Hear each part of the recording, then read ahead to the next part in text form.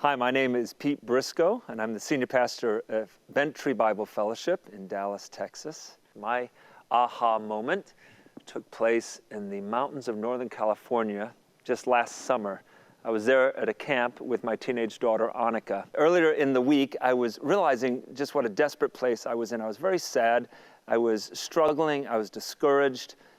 In retrospect, I'd probably tell you I was a little depressed. And I was desperately in need of a touch of the Lord. And it came in a way that I didn't really expect. The speaker was talking to a bunch of the parents, and he was encouraging them to encourage their pastors. And he said something that really grabbed my attention. He said, I have a theory as to why so many pastors either burn out or flame out or crash or burn. And that theory is that they start out walking with Jesus, but they end up working for Jesus. And when they're working for Jesus, they run out of gas. And I was sitting there and it hit me.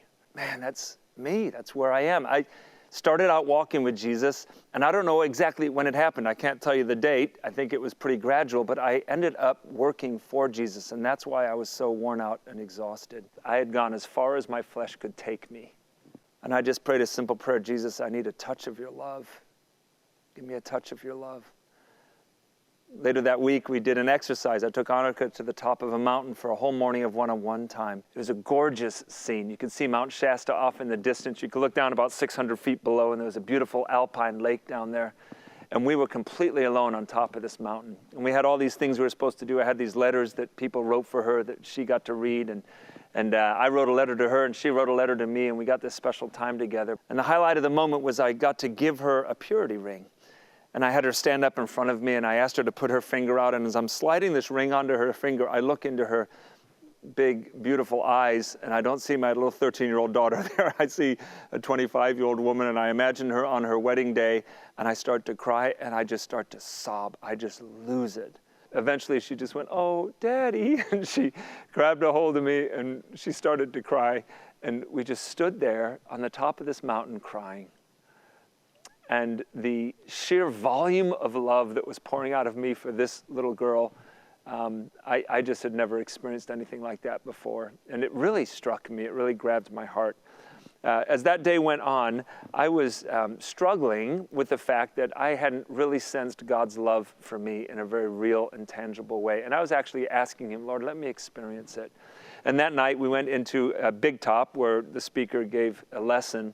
And we were singing a song before that lesson. And the song, I'd never heard it before, but there was this little phrase in the song that went like this: "And heaven meets earth like a sloppy wet kiss, and my heart turns violently inside my chest. I don't have time to maintain these regrets when I think about how he loves us. He loves us." And we were singing, "He loves us, he loves us, he loves us." And at the moment in time, I was kind of transported in my mind's eye back to the top of that mountain. And there we were embracing again, but instead of me embracing Annika, it was a different picture. It was Jesus embracing me. And I experienced his love in a very real and fresh way, really for the first time in my life. And in the same way that I was overwhelmed with my love, the volume of my love for Annika that morning, Jesus whispered in my spirit, and he said, "I'm overwhelmed with love for you sometimes.